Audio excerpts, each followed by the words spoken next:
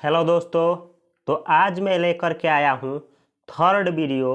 इस वीडियो में सीखेंगे कि कौन कौन सा वर्ब से कौन कौन सा नाउन बना है। जैसे सिंग से बना है सिंगर, जिसका हिंदी मीनिंग होता है गाने वाला। प्ले यानी खेलना, प्लेयर यानी खेलने वाला।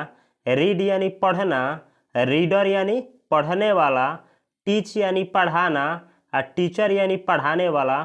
उसी तरीके से इस वीडियो में जानेंगे दोस्तों करीबन 15 वर्ब और 15 वर्ब से मिलकर के बनने वाला नाउन, जो कि स्पोकन में बहुत ज़रूरी होता है दोस्तों जानना। तो चलिए स्टार्ट करते हैं इस वीडियो की। टू असेंबल ये वर्ब है दोस्तों।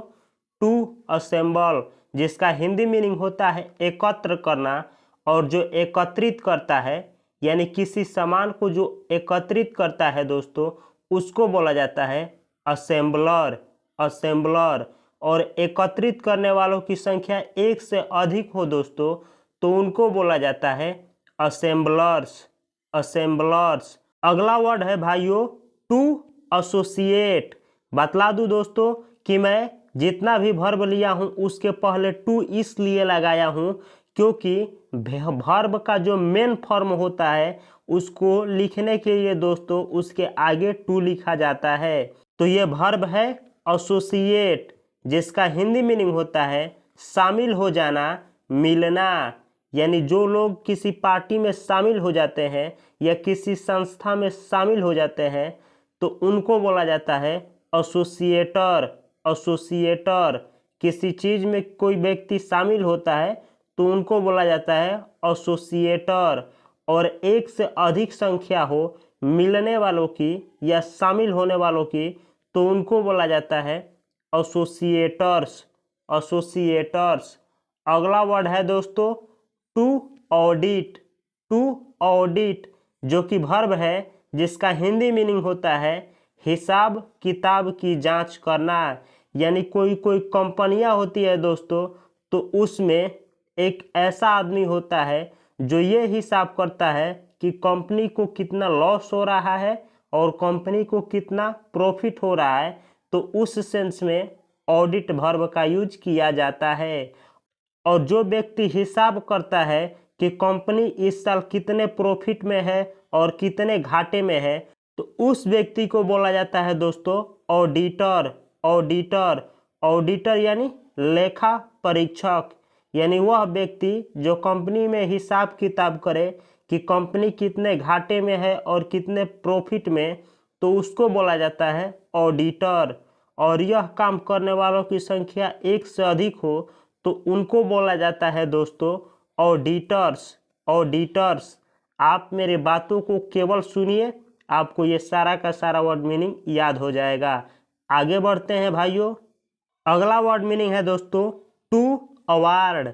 To award. To award verb है जिसका हिंदी मीनिंग होता है इनाम देना। यानी किसी को इनाम देने को दोस्तों इंग्लिश में बोला जाता है अवार्ड। अवार्ड।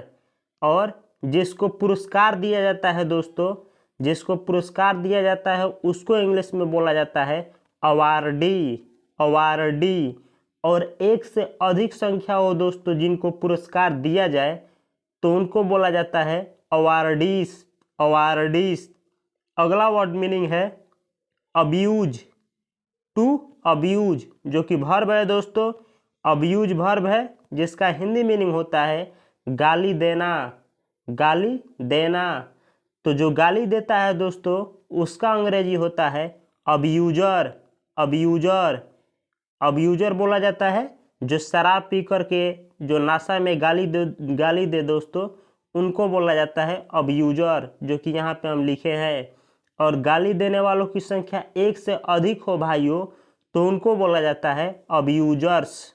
अब्यूजर्स। अगला वर्ड मीनिंग है दोस्तों टू बेक। टू बेक, जो कि वर्ब है और जिसका हिंदी मीनिंग होता है सेंकना, पकाना। यानी रोटी पकाना दोस्तों, या बेकरी का सामान पकाना। तो टू बेक, बेक का हिंदी मीनिंग होता है सेकना, पकाना। और जो सेकने का काम करता है दोस्तों या फिर जो पकाने का काम करता है जैसे कोई व्यक्ति रोटी पकाता है या कोई व्यक्ति किसी बेकरी को पकाता है तो उसको बोला जाता है baker, baker.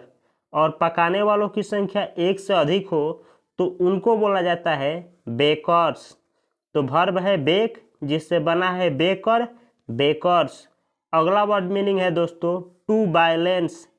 To balance verb है जिसका हिंदी मीनिंग होता है तौलना, संतुलित करना।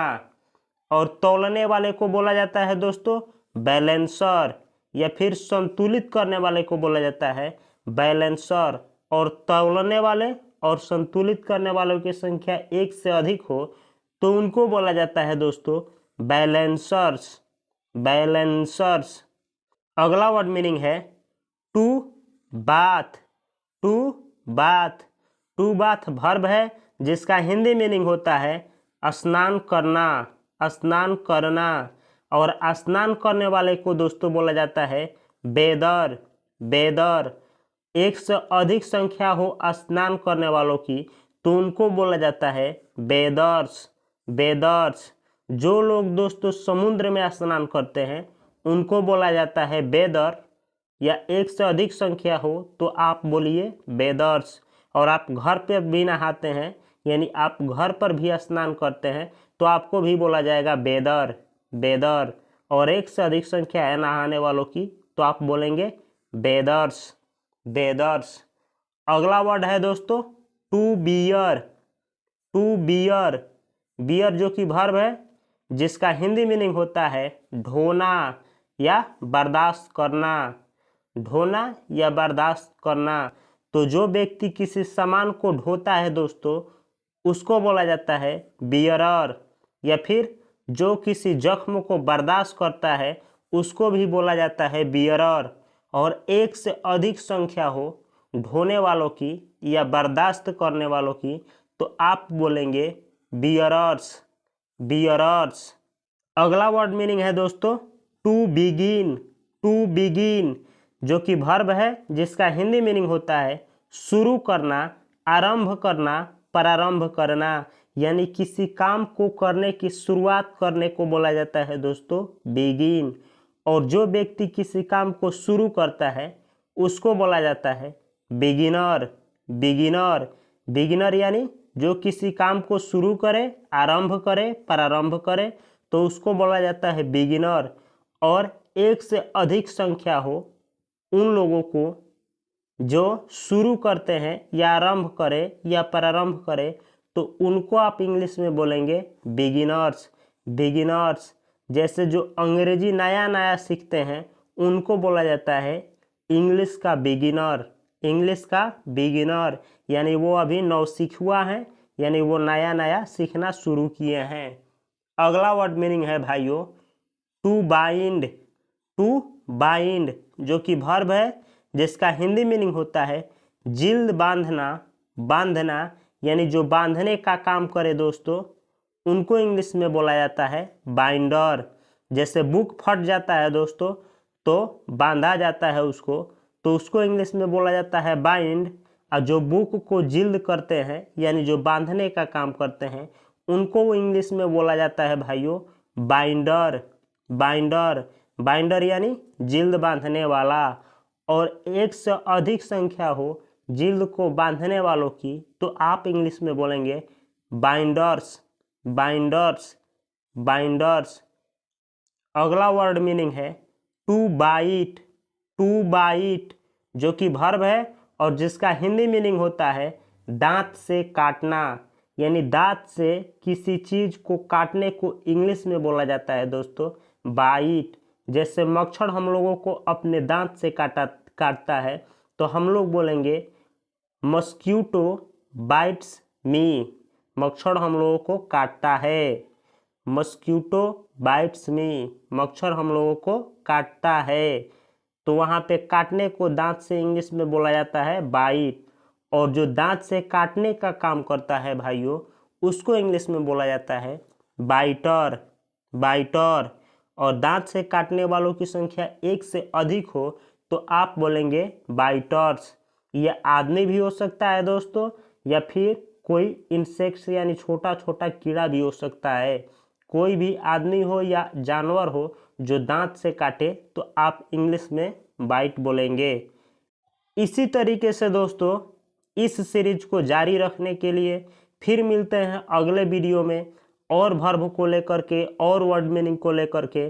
तब तक आप मेरे चैनल को सब्सक्राइब कर लीजिए मेरे भाइयों, और वीडियो को शेयर करिए, लाइक करिए, जिससे कि हमें मोटिवेशन मिले और कौन कौन सा वर्ड पे आप लोगों को मैं सर्च करके किस तरीके से यूज किया जाता है उस वर्ब का, उस वर्ड का मैं क्लास लेकर के आऊँ। आप कमेंट करिए। मिलते हैं अगले वीडियो में। तब तक के लिए आप सभी को तहे दिल से नमस्कार। ऐसे ही वीडियो देखने के लिए आप वीडियो के प्लेलिस्ट से भी वर्ब एंड नाउन करके एक सीरीज होगा, वहाँ से देख सकते हैं, या फिर वीडियो के डिस्क्रिप्शन बॉक्स में जाइए और वहाँ पे पहले वाले वीडियो का लिंक है, वहाँ से आप उस वीडियो को देख सकते हैं और ऐसे ही बहुत सारा वोकैब आप याद कर सकते हैं।